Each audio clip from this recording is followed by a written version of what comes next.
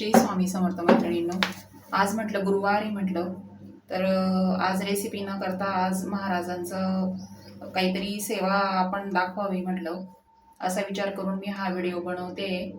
तर आज गुरुवार आहे म्हणून म्हटलं मी आज तारक मंत्राची सेवा तुम्हाला दाखवणार आहे. तर ती कशी करायची आहे तर ह्या व्हिडिओमधून मी तुम्हाला दाखवणार आहे. तर चला, सर्वात आधी आपण महाराजांना आंघोळ घालून घेऊया मस्तपैकी.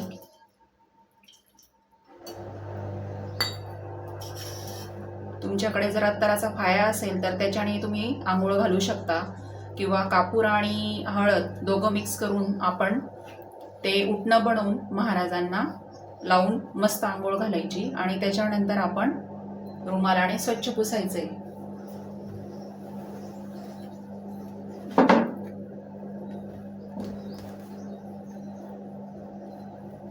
तारक मंत्राची सेवा अशी असते, घरात कोणी आजारी व्यक्ती असले, घरात विद्यार्थी असले, किंवा घरात आपल्याला काही अडचणी, आपली कामं होत नाहीये, किंवा आपल्याला काही व्याधी आहे, त्रास होतोय, तर त्यासाठी आपण ही तारक मंत्राची जी सेवा आहे तर ती आपण करू शकतो. आणि ही सेवा केल्याने आपल्याला निश्चित फल प्राप्ती मिळते. तर या हे मंत्र जे आहेत तुम्ही तारक मंत्र, तर ते तुम्ही तुमच्या वेळेनुसार 3 वेळा, 7 वेळा, 11 वेळा, 21 वेळा, जसं तुम्हाला वेळ मिळेल, जसं शक्य असेल त्याप्रमाणे तुम्ही ही सेवा करू शकता. मला या सेवेचे खूप अनुभव आले म्हणून म्हटलं चला तुमच्यासोबत आज शेअर करूया.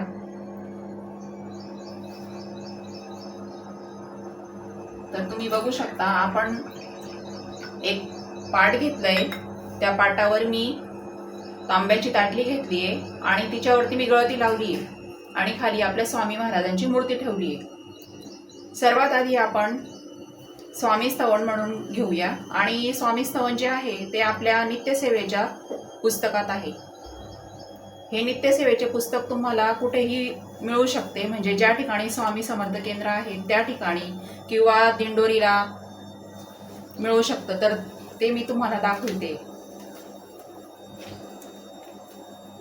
आता हे माझं पुस्तक जे आहे ते खूप जुनं आहे, तर ते थोडं आता कव्हर खराब झालंय, त्याचं नवं पण आहे माझ्याकडे. तर बघू शकता, अशा प्रकारचं हे नित्यसेवेचं पुस्तक असतं. आणि त्यामध्ये आपण सुरुवातीला स्वामी स्तवन वाचणार आहोत. कोणतीही सेवा करत असताना अगोदर आपण स्वामी स्तवन घेणे आवश्यक असते. स्वामी स्तवन घेतल्याशिवाय आपण सेवा करायची नाही, कारण आपण स्वामी स्तवनामधून आपण स्वामींना विनंती करत असतो, म्हणून स्वामी स्तवन घेणं आवश्यक आहे. आणि कोणतीही सेवा करत असलं तर त्यावेळेस आपण दिवा आणि अगरबत्ती प्रज्वलित करणे आवश्यक आहे. तर आपण फक्त पाण्याचाच अभिषेक करणार आहोत तारक मंत्राचा. तर हे जे तीर्थ आहे, तर हे तीर्थ झाल्यानंतर आपण एका बाटलीत भरायचं आहे आणि सगळ्यांना घरामध्ये थोडं थोडं थोडं थोडं द्यायचंय. त्यानंतर आपण घरातही शिंपडू शकतो. आणि आपल्याला ज्या कामासाठी जायचंय, जे काही आपलं महत्वाचं काम असेल, तर त्यावेळेस आपण हे तारक मंत्राचं जे तीर्थ आहे तर ते आपण त्या व्यक्तीला द्यायचंय आणि त्यानंतर त्या व्यक्तीला त्या कामासाठी रुजू करायचं.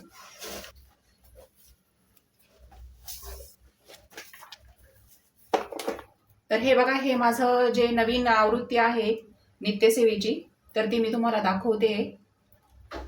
तर हे नित्यसेवेचं पुस्तक जे आहे तर ते आपल्याजवळ असणं आवश्यक आहे. यामध्ये तुम्हाला सर्व प्रकारचं जी माहिती आहे, आरत्या आहेत, ते सगळं तुम्हाला या ठिकाणी वाचायला मिळेल. तर चला, आपण तारक मंत्राची सेवा जी ती आपण सुरू करूया. तर मी या ठिकाणी तुम्हाला 1 वेळा म्हणून दाखवणार आहे.